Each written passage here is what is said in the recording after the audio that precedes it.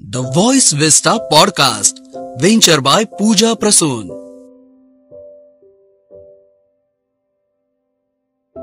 The Voice Vista presents Candid Podcast Super 11 uncut म्हणजेच unedited super 11च्या या first series मध्ये आपल्या सगळ्यांचं स्वागत आहे. आज आपले होस्ट माजी शिक्षण सहसंचालक Shri Nitinji Upasani policy making and governance या विषयावर संवाद साधणार आहेत. Political spokesperson of BJP Maharashtra तथा governor of good governance Shri Pradeepji Peshkar यांच्यासोबत. तेव्हा या पॉडकास्टच्या माध्यमातून पॉलिसी इन्फ्लुएन्सर प्रदीपजी पेशकर यांच्या अभ्यासपूर्ण दृष्टीतून पाहूया स्मार्ट नाशिक स्मार्ट ग्रोथचे मापदंड कसे ठरवत आहे. नमस्कार, मी नितीन उपासनी. आपल्याला काही दिवसांपासून पॉडकास्टच्या माध्यमातून भेटतोय. पूजा प्रसूनच्या कोलॅबोरेशन मधून व्हॉइस विस्टा या पॉडकास्ट मधून आपण नाशिक शहरातल्या उत्तुंग अशा व्यक्तिमत्वांची वेगवेगळ्या क्षेत्रांमध्ये काम केलेल्यांची ओळख करून घेतोय, किंबहुना त्यांच्याशी संवाद साधतोय. आणि मला असं जाणवत आहे की कारण तुम्हाला या पॉडकास्ट मधले आलेले तुमचे मेसेज, तुमचे मेल्स आणि तुमच्या सूचना ह्या ऍक्सेप्ट करून आपण या नाशिक शहरातले जे रत्न आहेत की ज्यांनी सामाजिक असेल, राजकीय असेल, वेगवेगळ्या क्षेत्रांमध्ये स्वतःचं एक अस्तित्व तयार केलेलं आहे, स्वतःचा एक ठसा उमटवला आहे, स्वतःचं एक कर्तृत्व सिद्ध केलेलं आहे, अशा विविध व्यक्तिमत्वांना आपण तुमच्याशी संवाद साधण्यासाठी या ठिकाणी एकत्र आणलेलं आहे. अशा वेगवेगळ्या एपिसोड मधून आज चौथा एपिसोड आहे. या चौथा एपिसोड म्हणजे आजचा आमचा चौकार आहे. कारण तसं व्यक्तिमत्व, चौकार मारणारं व्यक्तिमत्व आज आपल्याबरोबर इथे संवाद साधायला आलेलं आहे. नाशिक शहरात नररत्नांची खाण आहे. सामाजिक असू देत, राजकीय असू देत, बुद्धिमान व्यक्तिमत्व या ठिकाणी आहेत. त्यातलंच आज एक व्यक्तिमत्व आपल्यापुढे संवाद साधायला येत आहे. मी स्वागत करतो आपल्या या कार्यक्रमामध्ये आदरणीय प्रदीप पेशकर सरांचं. सर, विनंती आहे आपण यावं. नमस्कार. नमस्कार. सरांचा परिचय नाशिककरांना नाही असं होणार नाही. कुठलाही राजकीय वारसा नसताना सामाजिक वसा घेऊन, ज्यांचं सामाजिक वसाचं एक ब्रीद वाक्य त्यांनी बरोबर घेतलंय आणि त्यावरतून ते काम करतायत, असे हे इंडस्ट्रियलिस्ट आहेत. सरांचा परिचय तुम्हाला नक्कीच आहे, पण त्या व्यतिरिक्तचा परिचय मी तो करून द्यायला मला आनंद होईल.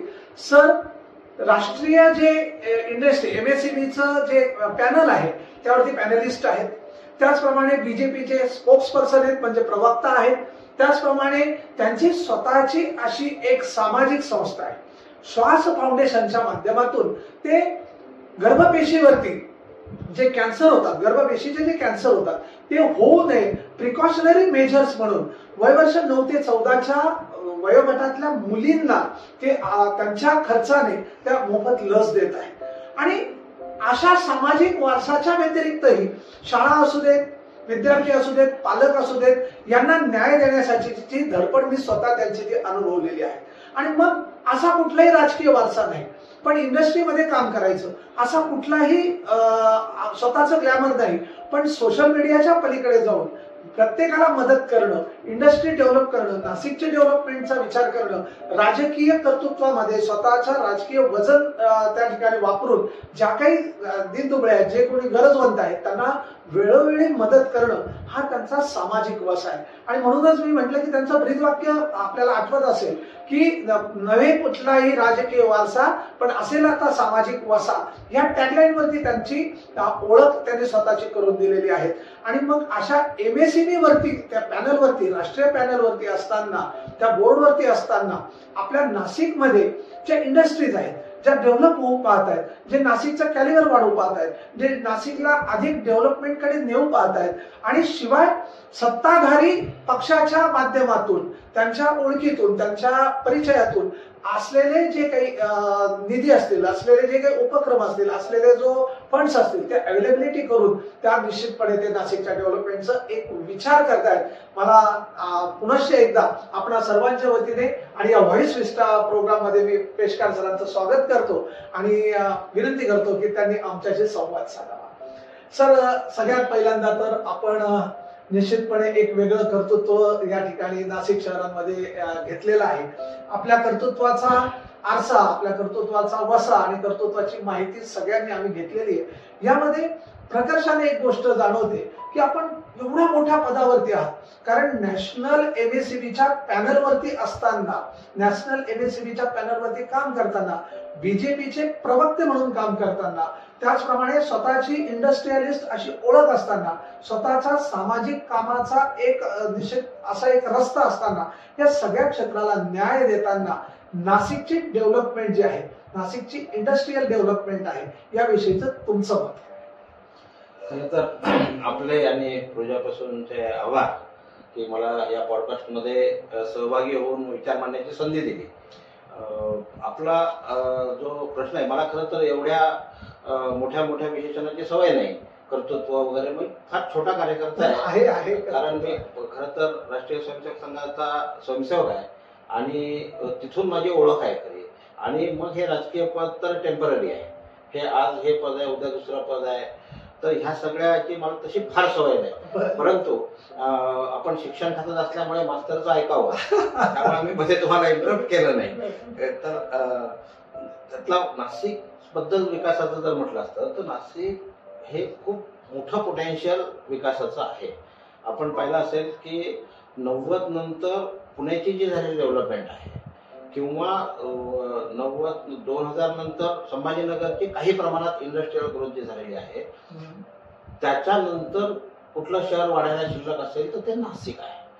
आणि आपण खूप दिवसापासून ऐकतो, खरं तर आम्ही राजकीय टोमणे पण ऐकतो की चतुष्कोन झाला, सुवर्ण त्रिकोण झाला, पंचकोन झाला, अष्टकोन झाला, हे सगळं ऐकतो, वाचतो पेपरवर, कारण हे जनमानसाची प्रतिक्रिया आहे. परंतु नाशिकचे जसं पोटेन्शियल आहे तसं मुळात बलस्थान आहे.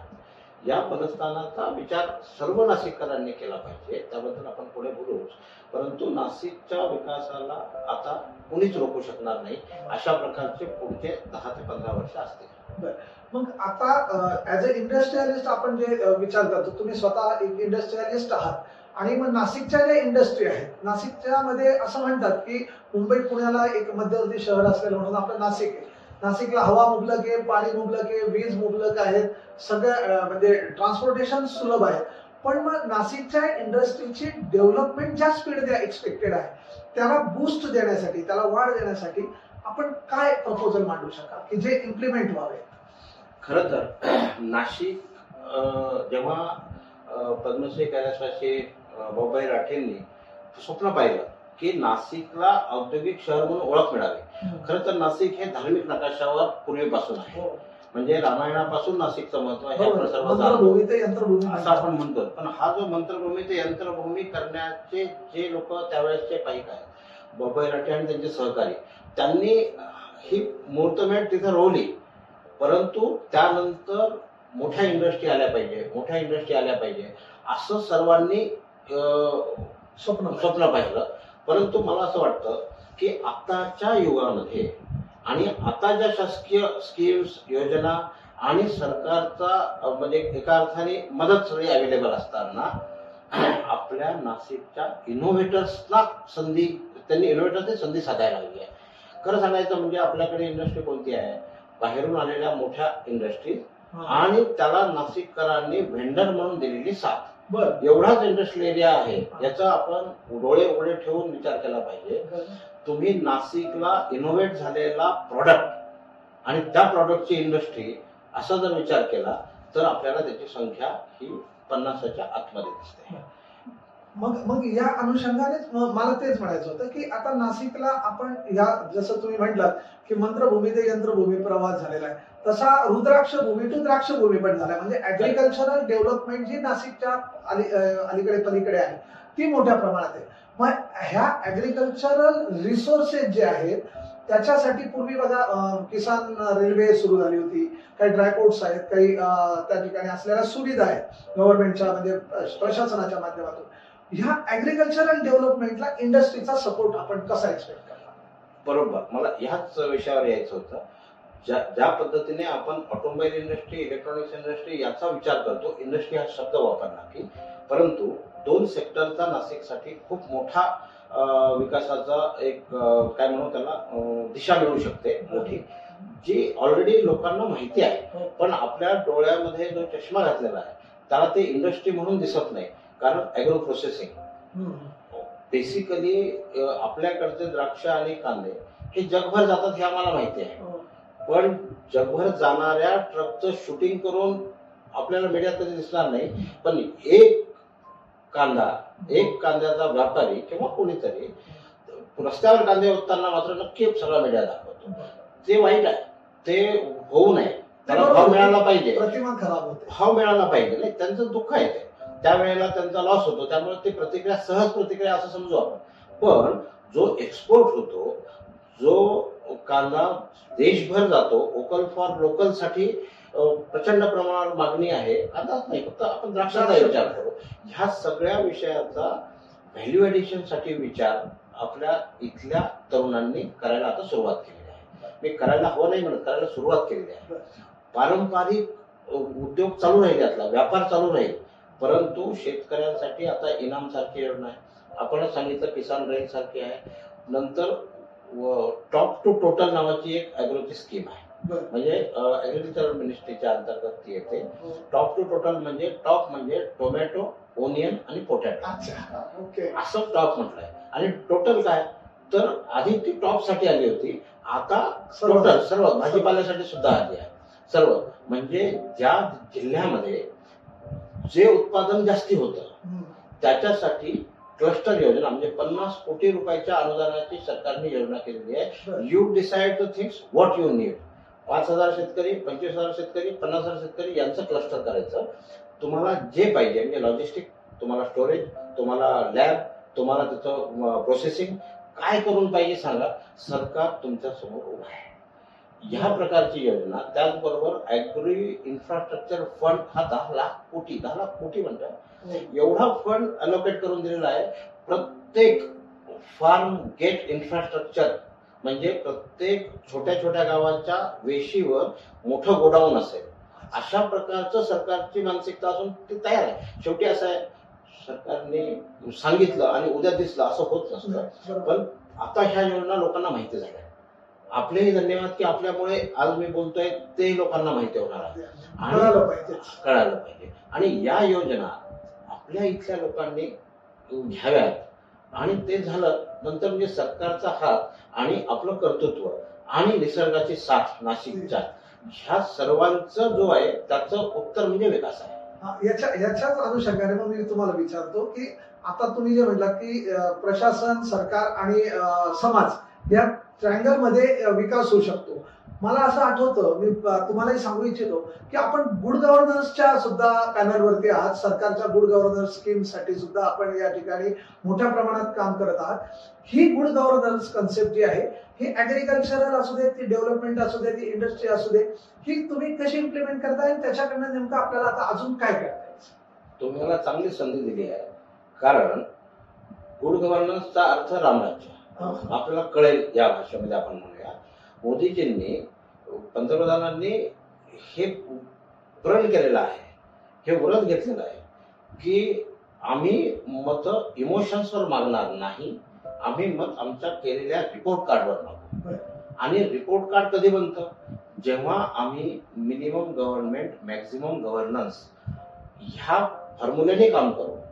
गव्हर्नन्स हा आवश्यक आहे. परवाच मोदीजींनी मुलाखत दिली, त्या मुलाखतीत सांगितलं की अगर मैं कर सकूं तो सामान्य मानवी के जीवन से सरकार को पूरी तरीके से बाहेर निकाल दो. म्हणजे तुमच्या आमच्या सारख्या लोकांना सरकारच्या ऑफिसमध्ये जाण्याचीच आवश्यकता पडलेली नाही. सरकार म्हणून कोणी रेग्युलेटरी बॉडी असते नाही पाहिजे आमच्याकडे. आम्हाला नॅचरल फ्लो मध्ये ते सगळं मिळालं पाहिजे. अशा प्रकारचं जे गुड गव्हर्नन्सचं मॉडेल आहे ते मोदीजींनी इम्प्लिमेंट केलं. आता ते माझ्याकडे काय जबाबदारी आहे, तर पक्षाने असं ठरवलं आहे की गुड गव्हर्नन्स हा विषय जनतेमधून लोकप्रिय झाला पाहिजे. जनतेची डिमांड आहे, पण त्यांना शब्दबद्ध करून मागता येत नाही. त्यांना भीती वाटते की अधिकारी आपलं काम करेल का नाही. त्यामुळे दोन्ही बाजूनी प्रेशर, जनतेचंही प्रेशर आणि वरतून ऍडमिनिस्ट्रेशनचं प्रेशर असं असेल की everybody has to perform like good governance. आणि देवेंद्रजींनी फार छान व्याख्या केली आहे गुड गव्हर्नन्सची. Good governance is like oxygen. It need not be felt, but absence of good governance kills you. हो. म्हणजे ऑक्सिजन असलाच पाहिजे तर आपल्याला दिसला पाहिजे असं काही गरज नाही आहे. पण तो जर नसेल तर तो मारून टाकेल. त्यामुळे good governance is important as good as oxygen. त्यामुळे मला खरं तर बावनकुळे साहेब आमचे प्रदेशाध्यक्ष आहेत, देवेंद्रजी आमचे नेते आहेत, त्यांचे आभार मानायला पाहिजे की इतक्या चांगल्या कामासाठी मला तरी संधी दिली. पण ही एक आहे ना, ही कन्सेप्टही खूप छान आहे की आता बऱ्याच दिवसापासून आपण त्याचे इफेक्ट पण पाहतोय की लोकांना घर बसल्या उपक्रम करत आहेत, लोकांना घर बसल्या फॅसिलिटीज मिळतात, घर बसल्या सगळ्या सबसिडीज मिळत आहेत आणि हे गुड गव्हर्नन्सच निश्चितपणे हा रिझल्ट आहे.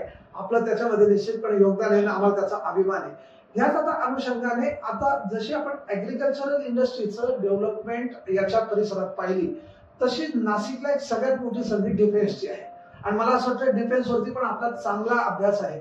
कारण HAL आहे, आर्टिलरी सेंटर आहेत आणि त्यासाठी असलेल्या सगळ्या सुविधा म्हणजे एअरपोर्ट असू देत किंवा तुमचा मशिनरी बनवण्याचे फॅक्टरीज असू देत, ही सगळीच्या सगळी आपला जो अवेलेबिलिटी आहे पण त्याचा जो स्पीड पाहिजे किंवा त्याला जे एक्सपेक्टेशन्स पाहिजे किंवा अप टू द मार्क पाहिजे यासाठी आपलं काय प्रपोजल आहे आणि त्याच्यावरती सध्या काय असते? खरं तर हा मोठा विषय आहे आणि डिफेन्स इनोव्हेशन सेंटर भारत सरकारने नाशिकला करायचा असा निर्णय केला 2019 मध्ये. जेव्हा आपले धुळेचे खासदार आदरणीय सुभाषबाबा भामरे हे राज्यमंत्री संरक्षण होते तेव्हाच त्यांनी आपल्या उत्तर महाराष्ट्रासाठी हे सेंटर सँक्शन केलं आणि मला याचा विशेष आनंद होतो की त्याच्यामध्ये फाउंडर डायरेक्टर म्हणून मी काम करतो आहे. आणि धन्यवाद सर. आणि त्या डिफेन्स इनोव्हेशन सेंटरच्या माध्यमातून काय होणार आहे तर नाशिकचे जेवढे इनोव्हेटर्स आहेत, जेवढे MSMEs आहेत, म्हणजे आम्हाला डिफेन्सची अजून एक HAL यायला पाहिजे का तर नक्की यायला पाहिजे, पण ती HAL न येताही इथल्या कंपन्यांना 10,000 20,000 कोटीचा धंदा मिळू शकण्याची स्ट्रेंथ ह्या डिफेन्स इनोव्हेशन सेंटरमध्ये आहे. मला मगाशी जे मी म्हणालो की इनोव्हेटर्सला संधी आहे ती कशी आहे तर MSME आहे. आम्ही महिंद्राला एक पार्ट करून देतो, टाटाला एक पार्ट करून देतो, सिमेंट्सला देतो, ते छान आहे कारण आम्ही इंजिनियर आहोत, कारण आम्ही टेक्नोक्रॅट्स आहोत, त्यांना पाहिजे ते आम्ही दिलं. पण तुम्हाला बोफोर्स तोफेच्या ऐवजी जे टाटाने आता डेव्हलप केलेले आहे त्याला लागणारा पार्ट पण तुम्ही बनवू शकताय.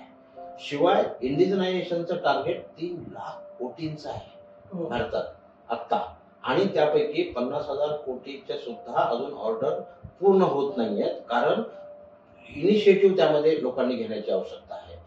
सुदैवाने हे सगळं नाशिकला घडतंय.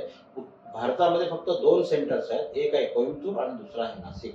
त्यामुळे आपण एवढे भाग्यशाली आहोत की सगळ्या इंडस्ट्रीजने असं ठरवायला हवंय की आमचं एक डिफेन्स डिव्हिजन असेल आणि we should hunt for the new product की डिफेन्स मध्ये काय पाहिजे आणि कारण त्याला इनोव्हेशनसाठी सरकार पैसे देतं, खरेदी करण्यासाठी बजेट दिलंय आणि त्याला टेस्टिंग आणि हे खूप डिफिकल्ट असणार स्वाभाविक आहे आणि ते करण्यासाठी तुम्हाला एक वेगळं चॅनल दिलंय. ते चॅनल म्हणजे डिफेन्स इनोव्हेशन सेंटर.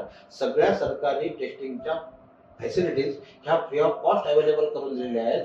जर तुमच्याकडे ते इनोव्हेशन असेल किंवा इंडिजनाइज HAL ला एखादा पार्ट इंडिजनाइज करून पाहिजे, स्वदेशीकरण करून पाहिजे तर ते तुम्ही करू शकत असाल तर तुम्हाला सगळ्या फॅसिलिटीज मिळतील. जर तुमचं प्रॉडक्ट आयडिया पास झाली तुम्हाला 1 कोटी रुपये ग्रँट मिळेल डिझाईन डेव्हलपमेंटसाठी आणि जर ते ऍक्सेप्ट झाले कमर्शियलाइज प्रोडक्शन करायचं असेल तर 10 कोटी रुपयापर्यंत ग्रँट आहे. लोन नाही म्हणत आहे, ग्रँट आहे. शिवाय ऑर्डर आहे फिक्स. आणि किती ऑर्डर आहे तर जे भारताने 75 वर्षात केलं नाही ते मोदीजींनी सिंगल लाईन मध्ये केलं की ऑल PSUs ऑफ डिफेन्स, तर आपण DPSU म्हणून डिफेन्सच्या पब्लिक सेक्टर अंडरटेकिंग ज्या आहेत त्या सगळ्या अंडरटेकिंग्सनी they should perform efficiently and त्यांना एक्सपोर्टचं टार्गेट दिलं. मला हे सांगायला आपल्याला आवडेल की आपण वर्षानुवर्ष अनेक देशांना, छोट्या देशांना लष्करी ट्रेनिंग देतो. ऑफकोर्स पेड देत असो, लोक थोडाफार प्रमाणात पैसे देतात, पण आमच्याकडे काय येतात ते तर आमच्याकडे कोस्टल एरिया आहे, समुद्रकिनारा आहे, समृद्ध नेव्ही आहे, दुसऱ्या बाजूला हिमालय आहे जो -40 डिग्री 50 डिग्री आणि एका बाजूला राजस्थान आहे +55 डिग्री हे आणि परत सह्याद्री आहे आणि छत्रपती शिवाजी महाराजांच्या गनिमी काव्याचं सैन्य सुद्धा आहे. प्रशिक्षण अशा सगळ्यांसाठी आपण लष्करी प्रशिक्षण देतो. एकच अट टाकली मोदीजींनी, अगर सीखना है हमारे यहाँ तो इक्विपमेंट भी हमारे लेना चाहिए. म्हणून स्कोप वाढला आणि 85 देशाला आपण आता शस्त्रास्त्र विकतो आहोत. आपण कुठे आहोत? उद्योजक म्हणून आपण विचार केला पाहिजे की मी त्यात पार्ट आहे का. त्यामुळे डिफेन्सच्या पॉलिसीज आणि हे 75 वर्षांनंतर पहिल्यांदा झालंय. त्यामुळे खूप अभ्यास करण्याची गरज आहे. माझं उद्योजकांना आव्हान आहे आपल्या माध्यमातून की हा विषय समजून घ्या आणि पुढे ह्याच क्षेत्रामध्ये फार मोठी संधी आहे. जरूर. पण आता मला आता अचानक याच्यासोबत एक गोष्ट अशी सुचली की आदरणीय पंतप्रधानांचं स्वप्न आहे की विकसित भारत आणि क्षमताधिष्ठित भारत, म्हणजे ज्याला स्किल म्हणतो, आणि त्यासाठी त्यांनी नॅशनल एज्युकेशन पॉलिसीच्या माध्यमातून स्किल एज्युकेशन वरती जोर दिलेला आहे. या स्किल एज्युकेशनचा जर आपण विचार केला, जसं आता आपण म्हटलं की डिफेन्स आहे, थोडंसं पलीकडे गेलो तर आपण ऍग्रिकल्चर आहे, या सगळ्या याच्यामध्ये एक प्रकर्षाने लक्षात आलेली गोष्ट जी आहे ना, ती स्किल्ड लेबर मिळत नाही. स्किल्ड लेबर न मिळाल्यामुळे ज्या पद्धतीने विकास आपल्याला स्पीड किंवा जी डेव्हलपमेंट किंवा जे आपल्याला मशिनरीज लवकर तयार करायला पाहिजे, ज्या स्पीड झाल्या पाहिजे, कदाचित त्याच्यावर त्याचा कुठेतरी एक छोटासा इम्पॅक्ट होतो. या स्किल लेवलसाठी मग त्या ऍग्रिकल्चर मध्ये असेल ना की शेती करतोय, पण मग त्या शेतीतल्या ड्रीप पासून, जशी इस्रायलची शेती आहे तशा काही शेतीच्या काही गोष्टी असतील की ज्या मुलांना या युथला ट्रेन केला पाहिजे, किंवा डिफेन्सच्या असतील किंवा इंडस्ट्रीच्या असतील, तर या स्किल लेबरसाठी आपल्याला काय करता येईल? खरं तर एनईपी मी तुम्हाला सांगण्याची आवश्यकता नाही आहे. नॅशनल एज्युकेशन पॉलिसीमध्ये हे सगळंच आता बदल होत आहे.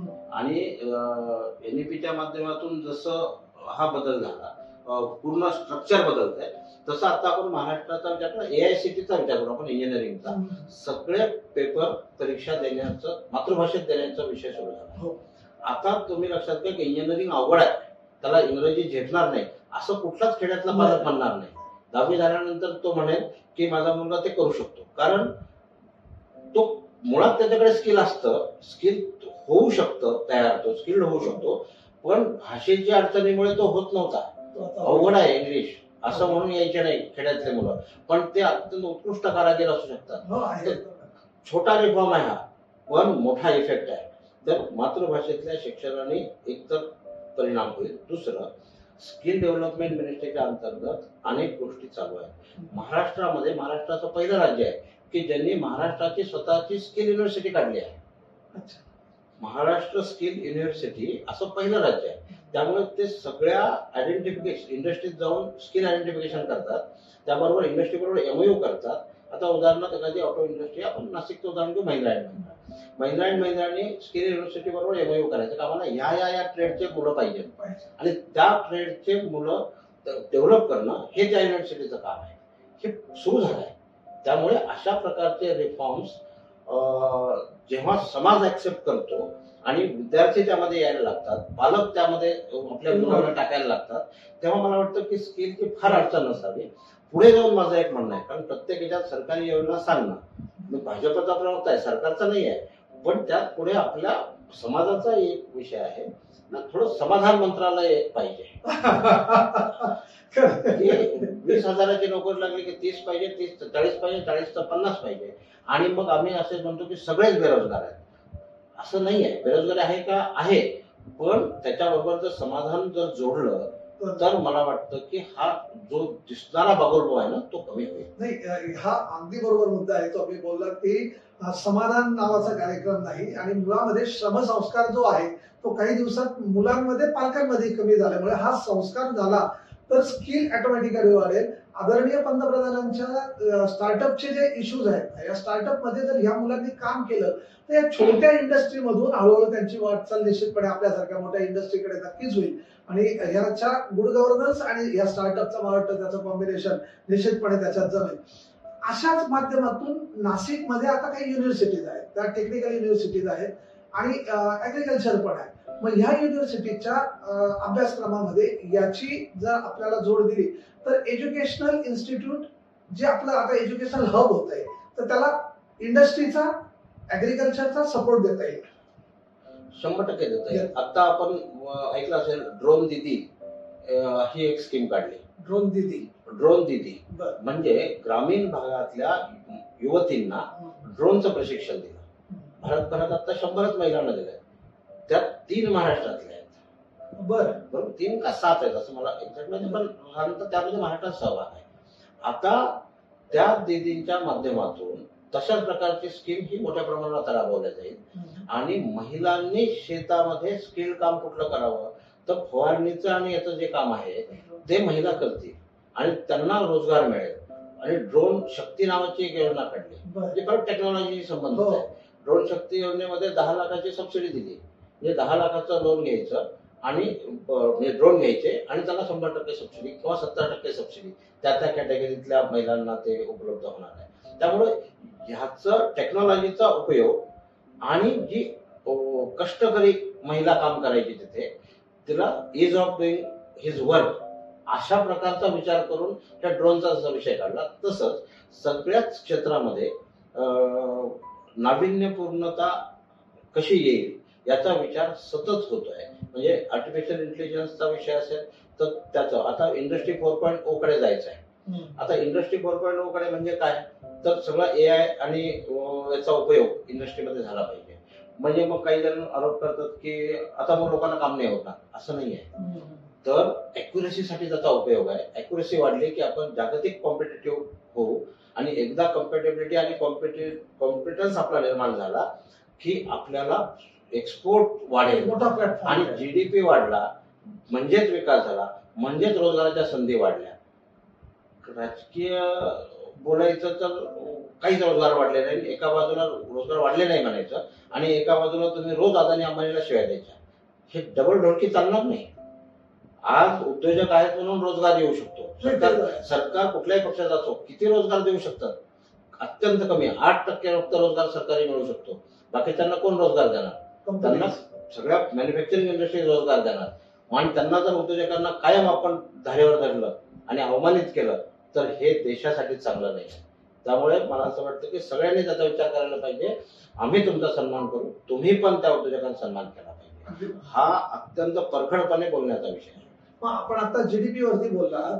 जीडीपी ऍज कम्पेअर टू आपली जी स्टेटची आहे किंवा नेशनची आहे त्याच्यातनं आपल्या नाशिकच्या जीडीपी मध्ये काही कॉन्ट्रोवर्सीज आहे किंवा जीडीपी ही अधिक वाढीसाठी नाशिकची इंडस्ट्री सातपूर अंबड मध्ये आपली जी मर्यादित आहे त्याच्या व्यतिरिक्त तो जीडीपी साठी आपल्याला त्याच्या डेव्हलपमेंट मध्ये आणि जीडीपी वाढीसाठी तुम्ही काय सुचवलं की आणखी काय झालं?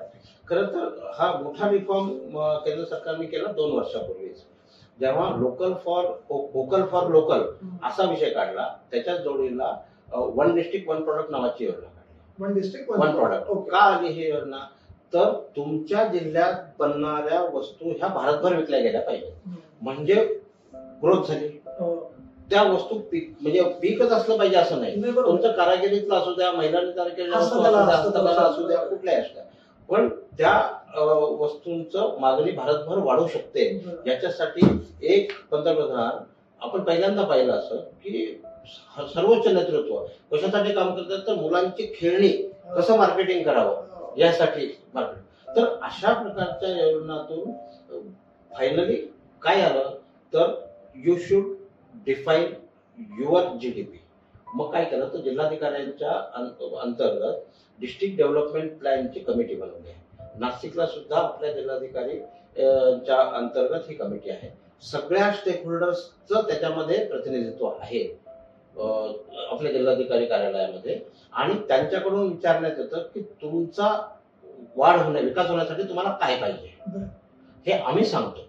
मी आत्ताच डिफेन्स इनोव्हेशन सेंटरसाठी सगळं लिहून दिलं की आम्हाला काय काय पाहिजे, आणि जिल्हाधिकारी महोदयांनी, पालकमंत्री महोदयांनी ते सगळं ऍक्सेप्ट केलं आणि राज्य सचिवाकडे ते सबमिट पण केलेलं आहे. त्यामुळे पहिल्यांदा असं घडतंय की आमच्या जिल्ह्याचं जीडीपी वाढण्यासाठी आम्ही काहीतरी सजेशन देतोय. दिल्लीहून हे ड्राफ्ट होत नाहीये. त्यामुळे आपल्या जिल्ह्याचा जीडीपी वाढताना ऍग्रिकल्चरल इन्फ्रास्ट्रक्चर, त्या जोडीला डिफेन्स साठीच्या इनोव्हेशन साठीचं इन्फ्रास्ट्रक्चर, त्या जोडीला असलेल्या MSME ला मोठं करण्यासाठी जे जे लागेल ते सगळं हे दिलं तर नाशिकमध्ये प्रचंड पोटेन्शियल ते आहे. अर्धा जिल्हा हा आदिवासी जिल्हा आहे. त्यामुळे ट्रायबल कम्युनिटीचे जे स्किल्स आहेत, जे त्यांचे पोटेन्शियल आहेत, ते मॅप करून त्याला ग्रोथ करण्यासाठी काय काय पाहिजे हे पण एका बाजूला त्याला पण त्यात पण घेतलेलं आहे. आणि अशा सगळ्याच विषयातून जिल्ह्याचं डेव्हलपमेंट प्लॅन बनेल, त्यानंतर राज्याचा बनेल आणि मग देशाचा बनेल. हा सगळ्यात मोठा टॉप टू बॉटम अप्रोच बंद करून बॉटम टू टॉप अप्रोच सुरू केला तर मला वाटतं की नाशिकचा जीडीपी हा रोज मॉनिटर होण्याची सुविधा आता यातून निर्माण होणार आहे. आत्ताच महाराष्ट्र सरकारने ESA स्थापन केली होती, $1 ट्रिलियन इकॉनॉमी. आपण जीडीपीचा विचार केला देशाच्या तर 20% जीडीपी हा म्हणजे 1/5 हा महाराष्ट्राचा आहे, वाटा आहे त्यामध्ये. आणि महाराष्ट्रात 5 ट्रिलियन जर मोदीजींनी लक्ष ठेवलंय तर आपल्याला $1 ट्रिलियन करणं आवश्यक आहे. आपलं कर्तव्यच आहे महाराष्ट्रात. मग $1 ट्रिलियन इकॉनॉमी आमची होण्यासाठी काय केलं पाहिजे, तर टाटा सन्सचे चेअरमन चंद्रशेखरन साहेबांच्या अध्यक्षतेखाली माननीय मुख्यमंत्री आणि देवेंद्रजींनी एक समिती नेमली होती, इकॉनॉमिकल ऍडवायझरी काउन्सिल. आणि त्या समितीने पूर्ण महाराष्ट्रातल्या जिल्ह्याचा अभ्यास करून सेक्टर वाईज काय रिफॉर्म्स पाहिजे ते इकॉनॉमिकल ऍडवायझर काउन्सिलचा रिपोर्ट सबमिट केला आहे. आणि मला सांगायला आनंद होतो की तो रिपोर्ट कॅबिनेटने ऍक्सेप्ट केला आणि त्यावर हे सगळं चालू आहे. पण मग तो आता मुख्य माझा प्रश्न तो पुन्हा एकदा निर्माण माझ्या मनात असा झाला की आपल्याकडे सातपूर आणि अंबड इंडस्ट्रीज आहे. गेल्या काही वर्षांपासून मी या इंडस्ट्रीज पाहतोय. आपल्याकडे सगळ्या प्रकारचे रिफॉर्म्स आहेत, सगळ्या प्रकारच्या सुविधा आहेत. म्हणजे पाणी आहे, जसं ट्रान्सपोर्टेशन आहे, एकीकडे आपण सुवर्ण त्रिकोण चतुष्कोण सगळ्या गोष्टी म्हणतोय. डेव्हलपमेंट मोठ्या प्रमाणात झाली. आज बिल्डिंग उभ्या राहत आहेत, लोक मोठ्या संख्येने इथे राहायला येत आहेत. पण तरीही इंडस्ट्रीची वाढ व्हायला किंवा इंडस्ट्रीच्या अजून अप टू द मार्क त्यांची डेव्हलपमेंट व्हायला जो स्पीड पाहिजे, वेगवेगळ्या इंडस्ट्री जायला पाहिजे. आज अजून एक टाटाची इंडस्ट्री नाशकात मला काही पाहण्यात किंवा ऐकण्यात नाही, किंवा महिंद्राचं एक्सपान्शन मी काही पाहिलेलं नाही, किंवा आणखी अशा काही ट्रान्सपोर्टेशनच्या वेगळ्या एजन्सीज आहेत. मग ह्या इंडस्ट्रीची ग्रोथ व्हायला कुठे नेमके आपले ऑपॉर्च्युनिटीज काय राहत आहेत, किंवा त्याच्यातले काही चॅलेंजेसला आपण कमी पडतोय का, नेमकं काय? याच्यात ना दोन भाग वेगळे मला सांगायचे. एक म्हणजे तुम्ही जे म्हणाले की टाटाची इंडस्ट्री नाही किंवा हे वाढायला पाहिजे वगैरे, तर स्वाभाविकपणे मी राजकीय कार्यकर्ता आहे आणि उद्योगातला सुद्धा आहे. आणि सुदैवाने मला पक्षाने संधी दिली की उद्योग आघाडीचा महाराष्ट्राचा प्रमुख म्हणून. तर मी पहिलं काय काम केलं, तर आदरणीय रतन टाटा साहेबांना पत्र लिहिलं आणि म्हटलं मला तुम्हाला भेटायचं आहे आणि MSME वर गायडन्स पाहिजे वगैरे वगैरे सगळं छान लिहिलं मी पत्र त्यांना. आणि सरप्राइझिंगली त्यांचा मला स्वतः मेल आला की 3 महिने लागले त्याला, 2-4 वेळा फॉलोअप करायला लागला. पण म्हणजे अप्रोच किती डाऊन टू अर्थ असावा हे मला शिकण्यासारखं आहे. तो त्यांनी मेल पाठवल्यानंतर त्यांनी मला विचारलं की तुम्हाला ही तारीख आणि वेळ जमेल का, तर कोण नाही म्हणाल. त्यामुळे आम्ही नाशिकचे काही माझ्या सहकार्यांना घेऊन गेलो. त्यांना आम्ही हीच विनंती केली की तुम्ही इथे या, एक इंडस्ट्री तुमची इथे पाहिजे, परंतु मला ते दुसरं सांगायचं आहे. म्हणजे आपण आमच्या लेवलला प्रयत्न चालूच आहे तो सगळा, पण दुसरं मला हे सांगायचं आहे की ग्रोथ, डेव्हलपमेंट आणि चकाचक रस्ते आणि ट्रॅफिक कंजेशन, मोठ्या मोठ्या बिल्डिंग, हेच मॉडेल आहे का ग्रोथचं? नाही. तर हे मॉडेल ग्रोथचं नक्की नाही आहे. आज पुण्यातले तरुण काय म्हणतायत, इज ऑफ लिव्हिंग नाही आहे. त्यानंतर आपण हॅपीनेस इंडेक्सचा कडे विचार करतोय. म्हणजे पॅरामीटर्स बदलले आहेत आता. हॅपीनेस इंडेक्स नाशिकचा खूप जास्ती आहे. हा जेव्हा विचार केला तेव्हा ग्रोथचे पॅरामीटर काय आहे, तर मगाशी जे समाधान मंत्रालय म्हटलं ते सरकारमध्ये असून चालत नाही, आपल्या मनात पण पाहिजे. तर आमचा ग्रोथचा पॅटर्न काय असला पाहिजे हे डिझाईन नाशिककरांनी ठरवलं पाहिजे. आमच्याकडे फार्मास्युटिकल इंडस्ट्री मोठ्या प्रमाणात येऊ शकते. आमच्याकडे एन्व्हायरमेंट कॅपिटल ऑफ इंडिया ज्याला म्हणू शकतो आपण, अशा प्रकारचं वातावरण आहे. इथे हेल्थ युनिव्हर्सिटी तर आहेत, पण आयुष मिनिस्ट्रीच्या अंतर्गत आपण इंटरनॅशनल योगा युनिव्हर्सिटीचं प्रपोजल दिलेलं आहे सरकारला, ते व्हायला हवंय. इथे मेडिकल टुरिझम व्हायला हवंय. मेडिकल टुरिझमसाठी नाशिक सारखं आयडियल ठिकाण नाही. थंड हवेचं ठिकाण म्हणजे अगदीच तुम्हाला माथेरानला जाऊन राहायची आवश्यकता नाहीये. नाशिकमध्ये विथ ऑल मेडिकल फॅसिलिटीज तुम्ही इथे 2 महिने निवांत राहू शकता. वातावरण आहे. त्यामुळे त्या असलेल्या बलस्थानाचा उपयोग करून डेव्हलपमेंट. म्हणूनच मी विचारतो की हे सगळं बरोबर आहे, पण आज मॅक्झिमम विद्यार्थी जो आहे तो IT कडे वळालेला आहे. आणि आपल्याकडे IT इंडस्ट्रीज नाही, फॅसिलिटी सगळ्याच आहेत. तुमचा जो स्पेस आहे, तुमच्या जो बिल्डिंग आहे, तुमच्या जो, मग IT ला आपल्याकडे अडचणी काय आहेत? IT sector. उपाध्ये सर, मला वाटत होतं की तुम्ही शिक्षण खात्यातले आहात, त्यामुळे शिक्षण म्हणून IT बरोबर आहे, पण पत्रकारासारखाच प्रश्न विचारला तुम्ही. कारण आम्हाला सवय आहे पत्रकार म्हणतात काय झालं ITचं, तर हे बरोबर आहे. IT इंडस्ट्रीला आपल्याकडे स्कोप आहे. आपले प्रयत्न त्या दृष्टीने सुद्धा चालू आहेत. मध्यंतरी आपले महापौर सतीश राणा कुलकर्णी यांनी मोठा इनिशिएटिव्ह घेतला आणि त्यांच्या मार्गदर्शनाखाली त्यांचा जो इंडस्ट्रीचं सहकार्य पाहिजे होतं ते सगळं आपण तिथं एक्सटेंड केलं आणि आपल्याला सांगायला आनंद होईल की लवकरच इथे IT पार्क, पण IT पार्क होणं हे सरकार करत नसतं, हे प्रायव्हेट काम आहे. त्यांना वातावरण देणं हे करू शकतो. त्यामुळे काही IT कंपन्यांशी बोलणं झालंय. आता करोना नंतरच्या बदललेल्या परिस्थितीमध्ये अनेकांना असं वाटतं की आपण एक छोटे ऑफिसेस ह्या काय म्हणतात सेकंड लेवल शहरांमध्ये आपण हे द्यावेत. त्यामध्ये नाशिक अग्रक्रमाने आहे. पुणे, बेंगलोर, चेन्नई, हैदराबाद हे झाले, पण त्यानंतर आता कुठलं नाव काढलं की नाशिक येतं, संभाजीनगर येतं, ठाणे येतं. तर अशा ठिकाणी ITचे युनिट्स यायला तयार आहेत.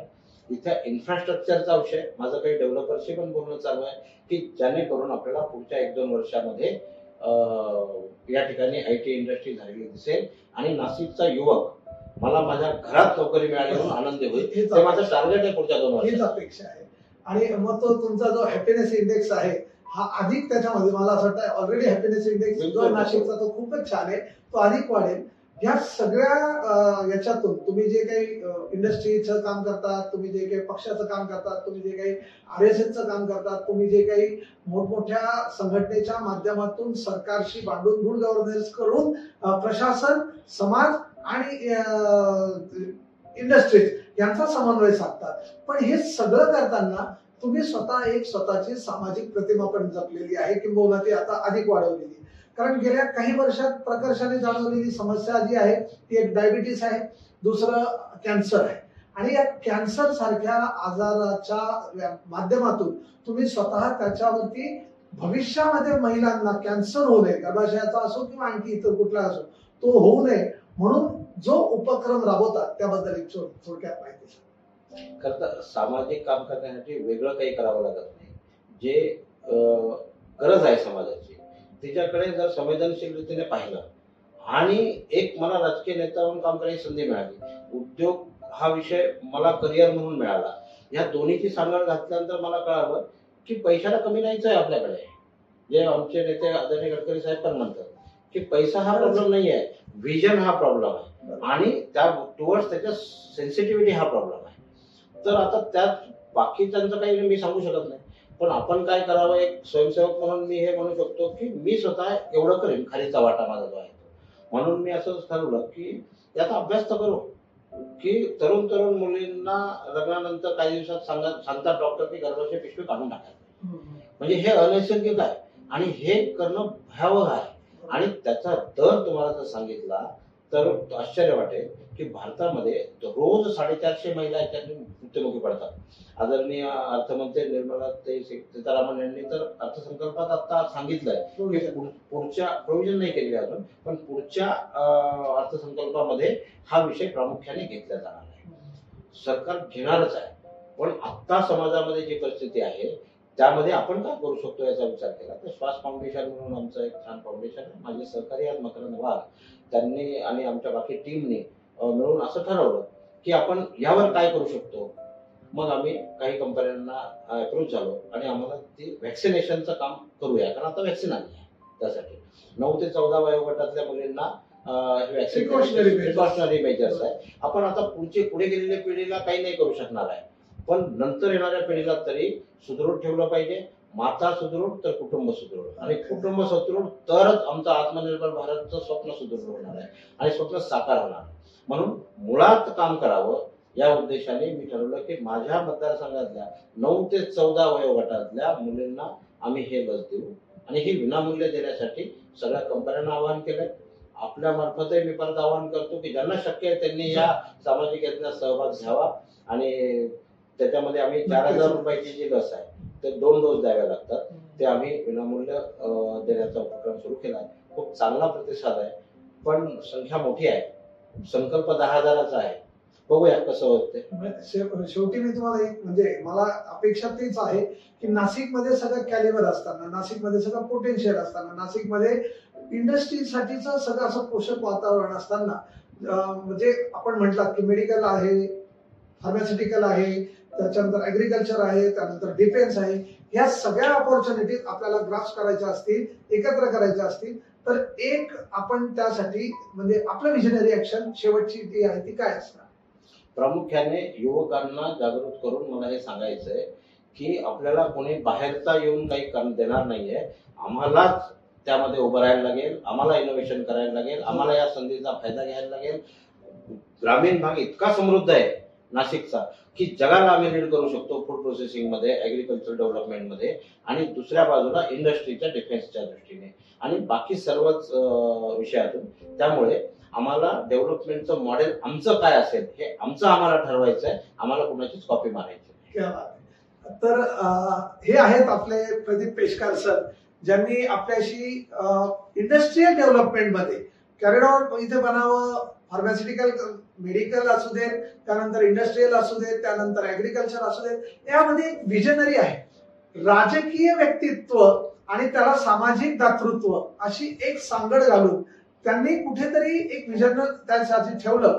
आणि अभिमानाची बाब अशी आहे की राजकीय एका मोठ्या पक्षाच्या राजकीय वारसाने म्हणता येणार वसा घेऊन ते तिथून त्यांच्याकडून राज्य असू देत, केंद्र शासन असू देत, त्यांच्याशी समन्वय साधतात. आणि नाशिकमध्ये या सगळ्या गोष्टी डेव्हलप व्हाव्या, नाशिक त्यासाठी सुंदर व्हावं, नाशिक त्यासाठी पोटेन्शियल त्यासाठी त्याला तयार व्हावं, असं एक छानसं विजन घेऊन आज आपल्याशी पेशकार सर बोललेत. मी मनापासून त्यांचे आपणा सर्वांच्या वतीने, व्हॉइस विस्टा पॉडकास्टच्या वतीने मनापासून तुमचे आभार मानतो आणि तुम्हाला आवाहन करतो, आज तर नक्कीच तुम्हाला आवडला, कारण आम्ही आज चौकार मारलेला आहे. भविष्यामध्ये अजून तुम्हाला कोण एक्सपेक्टेड आहे, अजून कोण तुम्हाला त्याच्यामध्ये अपेक्षित आहे, तुम्ही नक्की सूचना द्या. तुमच्या सूचनांचा विचार करू, त्यांना नक्कीच इथे बोलू, तुमच्याशी संवाद साधायला लावू. आणि तोपर्यंत नमस्कार. Thank you for tuning into the voice vista podcast. आप और भी इंटरेस्टिंग शो सुन सकते हैं thevoicevista.in पर. ये शो कॉन्सेप्चुअलाइज किया है पूजा प्रसून ने, प्रोड्यूस किया है वॉइस विस्टा ने. गेस्ट कोऑर्डिनेशन में हमारे साथ रहे NC देशपांडे और सुनीता चौहान. डिजाइन किया टीम क्रिएटर्स डेन ने और एडिटिंग और प्रोडक्शन के लिए धन्यवाद टीम लर्निंग बी को. प्रोमो वॉइस दिया है राहुल ढोले ने. लाइक, फॉलो और सब्सक्राइब करना ना भूलें.